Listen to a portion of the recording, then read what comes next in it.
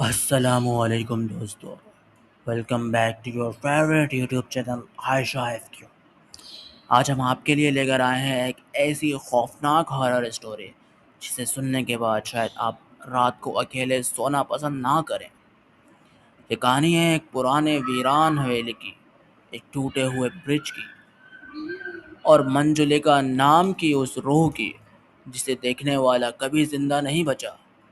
تو لائٹ بند کر لیجئے، ہیڈ فون لگا لیجئے اور تیار ہو جائیے ڈر کی ایک ایسی دنیا میں جانے کے لیے جہاں سے واپس آنا ہر کسی کے بس کی بات ہی نہیں ہے۔ رات کے اندھیرے میں کچھ راز کبھی نہیں مرتے، کچھ چیخیں وقت کے ساتھ اور زیادہ خوفناک ہو جاتی ہیں، اور کچھ روحیں انصاف ملنے تک بھٹکتی رہتی ہیں۔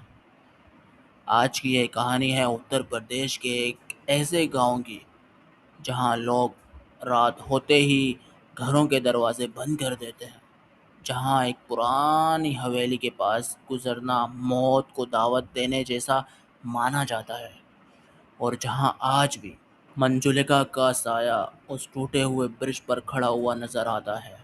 تو شروع کرتے ہیں۔ اتر پردیش کے بنکاری ضلع کے پاس بسا ہوا تھا ایک چھوٹا سا گاؤں، موریا۔ شانت، سیدھا سادہ گاؤں، لیکن ایک گہرا راز اپنے اندر چھپائے ہوئے۔ گاؤں کے کونے میں ایک پرانی حویلی تھی، ٹوٹی پھوٹی، ویران دروازے ٹوٹے، دیواروں پر جالے، اور ہر کونے میں پھیلی ہوئی خاموشی جو کسی دبی ہوئی چیخ جیسی لگتی تھی۔ کہا جاتا ہے کہ 1941 میں ایسی حویلی کے سامنے، تالاب کے برج کے سامنے، منجلکا کو دھکا دے دیا گیا تھا، اور تب سے منجلکا کا سایہ کبھی حویلی کی کھڑکی میں نظر آتا ہے تو کبھی اس ٹوٹے ہوئے برج پر۔ کئی لوگوں نے اسے دیکھا، لیکن جس نے بھی اسے دیکھا، اگلی صبح اس کی لاش اسی تالاب میں تیرتی ہوئی ملی۔ ہلکی ٹھنڈی ہوا چل رہی تھی، جھنگوروں کی آوازیں لگاتار سنائی دے رہی تھی، کہیں دور سے کتوں کے بھونکنے کی مندم آواز گونج رہی تھی۔ چائے کے ایک پرانے ٹھیلے پر لالٹین کی ٹمٹماتی روشنی عجیب سا سکون اور ڈر دونوں پیدا کر رہی تھی۔ چار دوست، ہادیہ، عباس، کبیر اور تحریم، گرم چائے کے کلڑ ہاتھ میں لیے بینچ پر بیٹھے تھے۔ عباس نے چائے کی چسکی لیتے ہوئے ہلکی سی سنجیدگی میں کہا، ارے تم نے سنا؟ آج صبح پھر ایک لاش ملی ہے، اسی تالاب میں، وہیں برج کے پاس۔ ہاں، میں نے بھی پڑھا اخبار میں۔ پولیس کو کچھ کرنا ہی نہیں ہے، ہر چیز کو منجلکا کا سایہ کہہ کر ٹال دیتے ہیں یہ لوگ۔ سیریسلی یار، کون سی صدی میں جی رہے ہیں ہم لوگ؟ آج بھی لوگ بھوت پریت، آتما، ان سب چیزوں پر یقین رکھتے ہیں؟ کتنا اندھ وشواس ہے، سب ان پڑھ کی باتیں ہیں۔ تبھی اس ٹھیلے کے پاس ایک بوڑھا آدمی آتا ہے جس کی کمر زمین کی طرف جھکی ہوئی ہوتی ہے، چہرہ جھریوں سے بھرا ہوا، اور آنکھیں جیسے اندر سما گئی ہوں۔ وہ ان چاروں دوستوں کی طرف دیکھتے ہوئے کہتا ہے، ہنسی اڑانا آسان ہے بچوں، پر اس حویلی میں صرف دیواریں ہی نہیں ہیں، وہاں ایک کہانی آج بھی ادھوری ہے، ایک آتما ہے جو اب بھی انتظار کر رہی ہے اپنے دھوکے باز پیار کے حساب برابر کرنے کے، اپنے دھوکے باز پیار سے حساب برابر کرنے کا۔ کون سی آتما کاکا؟ کیا ہوا تھا اس حویلی میں؟ کاکا ایک گہری سانس لیتے ہیں۔ لالٹین کی ٹمٹماتی لو ان کے چہرے کو رازدار انداز میں روشن کر رہی ہوتی ہیں۔ بہت دھیمی لیکن بھاری آواز میں انہوں نے بولنا شروع کیا،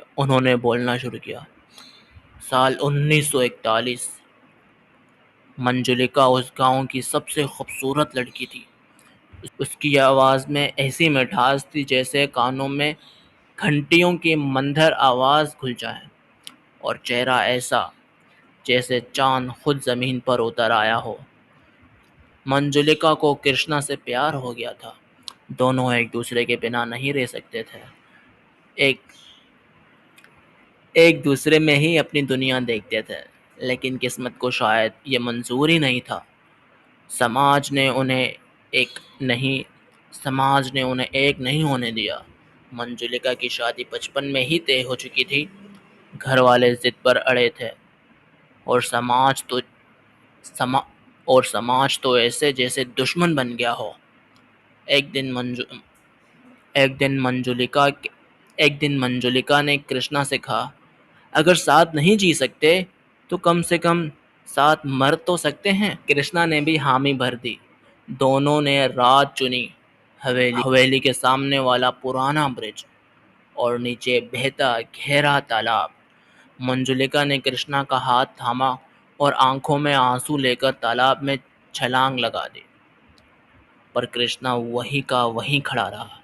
نہ اس نے چھلانگ لگائی، نہ اسے روکا، بس چپ چاپ کھڑا ہو کر دیکھتا رہا، اور پھر بولا، چلو جان چھوٹی، بہت پریشان کر رہی تھی۔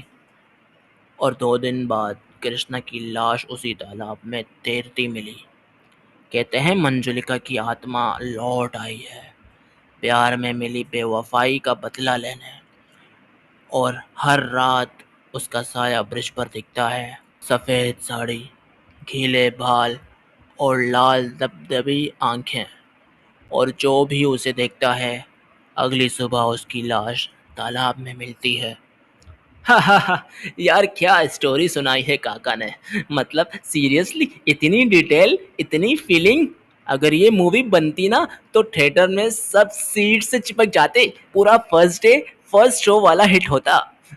قسم سے ایک دم زبردست اسٹوری تھی، ہارر، تھرل، سسپینس، پیار، سب کچھ تھا، اور وہ آتما بھی۔ اور جس طرح کاکا نے بتائی نا، ہر سین میرے دماغ میں ویجول بنا رہا تھا۔ اور اس اسٹوری کا پلاٹ بھائی سچ میں ایسا لگا جیسے کانجرنگ اور DDLJ کی شادی ہو گئی ہو۔ ایک طرف بھوت، دوسری طرف عشق۔ وہ منجلکا کے برج والا سین سنتے سنتے میری چائے ٹھنڈی ہو گئی۔ کاکا نے ایسے ڈائلوگ مارا کہ میں نے تو کلہڑ کے نیچے رکھ دیا۔ چلو جان چھوٹی، ارے یہ کون بولتا ہے بھوتنیا بریک اپ کے بعد؟ تم سب سیریسلی مان بھی گئے کاکا کی ڈراؤنی پریم کہانی؟